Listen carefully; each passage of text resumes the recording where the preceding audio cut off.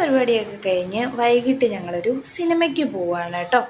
അപ്പോൾ ഏത് സിനിമയാണെന്ന് ഞാൻ ഇനി പറയേണ്ട ആവശ്യമില്ലല്ലോ. ഏത് സിനിമയാണെന്ന് നിങ്ങൾക്ക് കണ്ടു തന്നെ മനസ്സിലാക്കിക്കൂടെ? അതെ, സർവം മായ.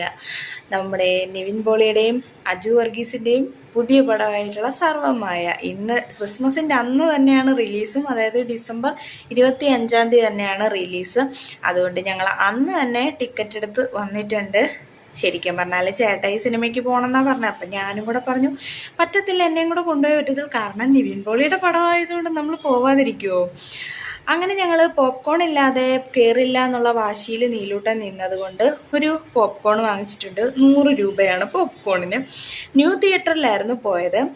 സിനിമയെല്ലാം കണ്ടിറങ്ങി ഞങ്ങൾ നേരെ കനകക്കുന്നിൽ ലൈറ്റൊക്കെ കാണാമെന്നും പറഞ്ഞു വന്നപ്പം ലൈറ്റ് കാണുന്നതിലും താമസം എടുക്കും.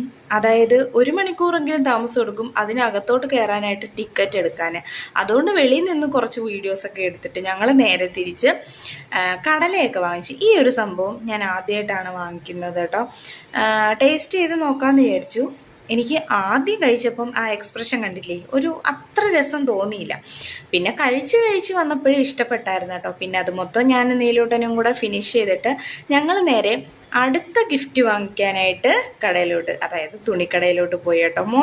മൊത്തം 3 ഡ്രസ്സ് ഞാൻ സെലക്ട് ചെയ്തിട്ടുണ്ട്. അതിൽ ഓരോന്നും ഇട്ട് നോക്കാമെന്ന് വിചാരിച്ചു. അപ്പോൾ ഇതിൽ ഒരു ഡ്രസ്സാണ് ഞാൻ എടുത്തേക്കുന്നത്, ഒരു ടോപ്പാണ് ഞാൻ എടുത്തേക്കുന്നത്.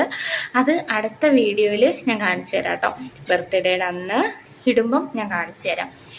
കഴിഞ്ഞ പ്രാവശ്യം ഒരു ടോപ്പ് എടുക്കാൻ പോയപ്പോൾ, അതായത് ഇതുപോലെ തന്നെ ഗിഫ്റ്റ് വാങ്ങിക്കാനായിട്ട് പോയപ്പോൾ മിനിമം ഞാനൊരു 10 ഡ്രസ്സെങ്കിലും ഇട്ട് നോക്കിയിട്ടുണ്ടായിരിക്കും കേട്ടോ. ഇന്ന് ഞാൻ 3 എണ്ണത്തിൽ ഒതുക്കി, കാരണം ഒരുപാട് കളക്ഷൻസ് ഉണ്ടായിരുന്നു കേട്ടോ അവിടെ.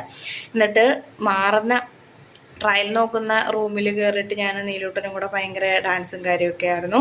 പിന്നെ ഞങ്ങൾ നേരെ താഴോട്ടിറങ്ങി ഡ്രസ്സ് ബില്ലടിക്കാനായിട്ട് ചേട്ടായി പോയി. അതൊക്കെ കഴിഞ്ഞ് ഞങ്ങൾ നേരെ ഇനി വീട്ടിലോട്ട് പോവാട്ടോ. അപ്പോൾ നമ്മുടെ അമ്പലത്തിലെ മകരവിളക്കിൻ്റെ ആഘോഷങ്ങളൊക്കെ തുടങ്ങി വെച്ചിട്ടുണ്ട്. അപ്പോൾ ഇത്രയേ ഉള്ളൂ. അടുത്ത ദിവസത്തെ വീഡിയോയിൽ കാണാം. ബൈ.